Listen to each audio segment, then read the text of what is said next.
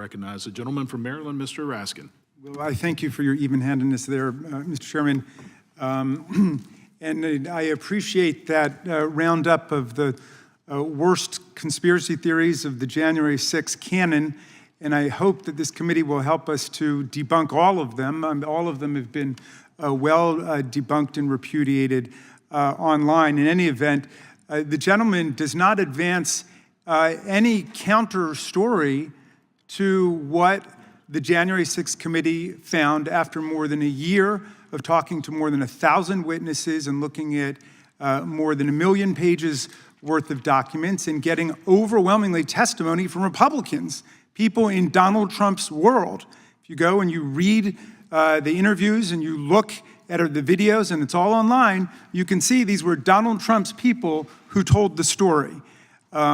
So, you know, I don't mind any of those flights of fancy, but none of them, again, have laid a glove on what was found by the bipartisan January 6th Select Committee. Now, Mr. Romano, you ended up by talking about pardons. And I want to ask you, first of all, well, generally, what you thought about the validity and legitimacy of those pardons, pardons generally being reserved for people who show contrition and remorse and who have been reformed and rehabilitated and no longer are a danger to society. But secondly, I wonder if you would opine as to whether or not Donald Trump's pardon extends to Mr. Cole if he is indeed convicted, as his lawyer is asserting. You turn your mic on. Thank you. I thought the pardons of the January 6th defendants were tremendously ill-advised. These were people who had been convicted after trial or after guilty plea. Many of them, as we saw, remained proud of their conduct throughout the pendency of their case, remained proud of their conduct at sentencing.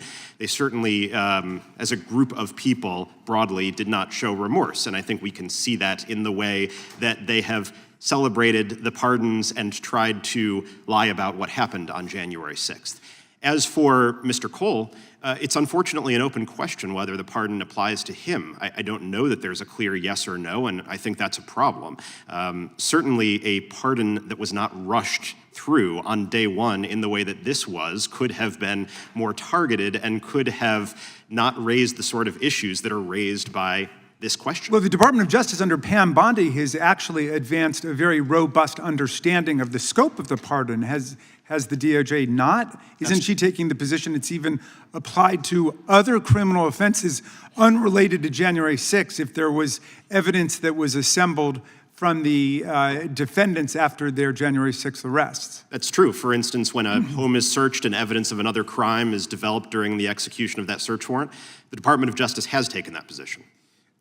So one might expect that she could take a similarly robust interpretation of the pardon with respect to Mr. Cole. Look, we should really have a hearing on this subcommittee about the people who were pardoned who've gone on to commit other serious offenses against public safety and against the people of the United States. But I wonder, is there any case in your mind that you prosecuted or you oversaw which stands out in your mind as a particularly troubling one from the standpoint of public safety? Absolutely. The one that stands out in my mind is the case of Daniel Ball, who fought with officers at the Lower West Terrace Tunnel, the site of some of the worst violence that day, and then threw an explosive into the tunnel. He threw an explosive in, injuring officers, causing some to lose hearing. There's no world in which a person who uses an explosive device against police in close quarters should be pardoned. Well, and to be clear, did President Trump investigate his file and determine that he had shown repentance and remorse, that he would no longer be a danger to the public? I don't see how he could have, given when the pardons came out. I mean, it came out on the first day, and it was en masse. It was everybody. The most serious criminals who leveled the most egregious violence against police officers, and those people who were just mere trespassers, who just went in and maybe damaged some property or something else like that. All of them were swept in together, all of them treated exactly the same way. Well, what do you think in general the meaning of those pardons are going to be for American public safety and government going forward? I think the pardons are damaging to public safety. The pardons are damaging to confidence in the rule of law and in the ability of the Justice Department to fight crime.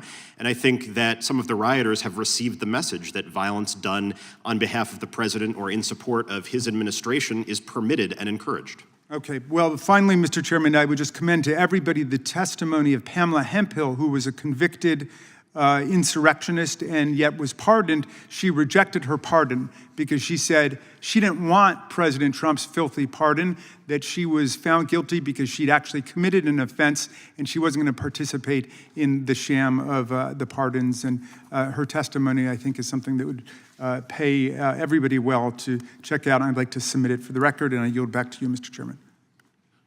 Without objection, and the gentleman yields back. I now recognize the gentlelady from Wyoming. Thank you, Mr. Chairman. Mr. Romano, did you prosecute anyone related to January 6th for engaging in an insurrection?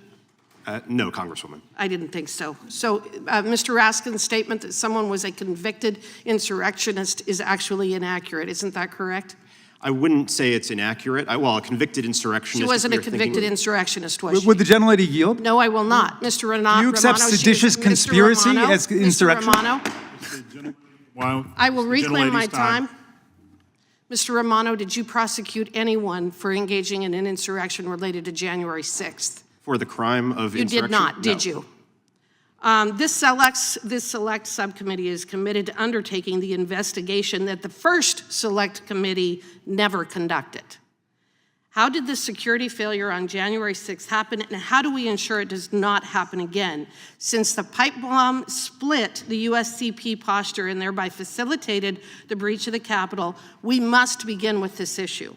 My first question is, why did a new team under Director Patel in just 2 months do what the FBI failed to do over 4 years with the exact same evidence? The answer appears to be a failure from the very start of the FBI's response. As a subcommittee of the Judiciary Committee that oversees the DOJ and FBI, it necessitates that we begin right here. According to what we have been led to believe, the pipe bombs were placed outside the RNC and DNC on the evening of January 5th. They allegedly sat there undetected for 17 hours before the device behind the RNC was discovered at approximately 12:38 p.m., with the device at the DNC immediately discovered thereafter at 1:05 p.m. The pipe bomb outside the RNC was discovered by Carlin Younger, who lived near the RNC and discovered the pipe bomb in the unmarked alley between the Capitol Hill Club and RNC while doing her laundry. She alerted the RNC security, who had then alerted the authorities. Oddly enough, no one from the FBI contacted Ms. Younger. 2 days later, on January 8th, Ms. Younger had to proactively contact the FBI through an online tip to identify herself as the person who discovered the pipe bomb and to offer her assistance with the case because she had not yet been contacted by the FBI. Ms. Nance, or Mr. Nance, would you agree that it would be standard operating procedure and good investigative practice to interview all of the eyewitnesses? Yeah, absolutely. That would be standard practice to make sure that you cast a broad enough net so that you're interviewing any witness that could possibly provide information with regard to the progress of the investigation. Well, can you think of any reason as to why the FBI did not seek to immediately speak to the person who actually found the bomb? Well, no, that's a problem. That's a question that needs to be answered. And, you know, does it go to lack of resources? I mean, it's still very, very early. So I find that to be extremely problematic. Well, in her online tip, Ms. Younger stated, quote, "I can confirm that the device must have been placed between 12 p.m.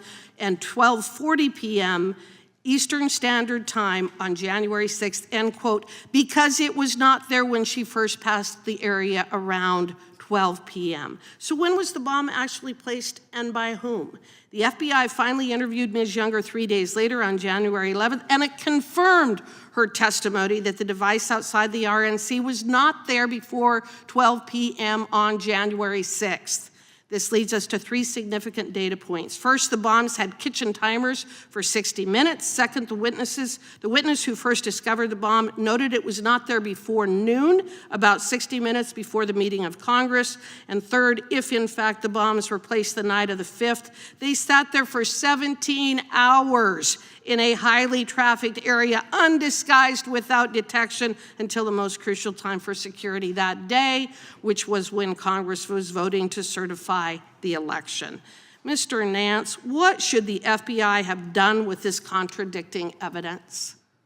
Well, the Bureau should have run that all to ground. I mean, every resource should have been made available to make sure that, that those questions got answered, and that simply did not happen. And I think that had to do with a less than ideal leadership posture. Well, I think that's the understatement of the century, Mr. Nance, but I appreciate your remarks on that. Both devices were largely undisguised and visible along heavily trafficked areas, yet they allegedly lay undiscovered for 17 hours, a point Ms. Younger disputes, and again, which oddly enough, they were not detected by the Secret Service bomb sweeps at the DNC before the arrival of then Vice President-elect Harriet that very morning. Does the fact that these devices were not detected for 17 hours raise any questions for you? Well, of course, I think it does for everybody. You know, though the January 6th investigation was just beginning, and I suppose you could make an argument that resources were stretched thin, the gravity of the placement of these, where these pipe bombs were placed, suggests that that should have received, at least the same or equivalent amount of resources that the broader J6 investigation. Well, then I appreciate not only did it not receive the attention, the January 6th committee entirely ignored the placement of those bombs, which tells you that they had an agenda that they pursued that had nothing to do with what actually happened on January 6th. With that, I yield back.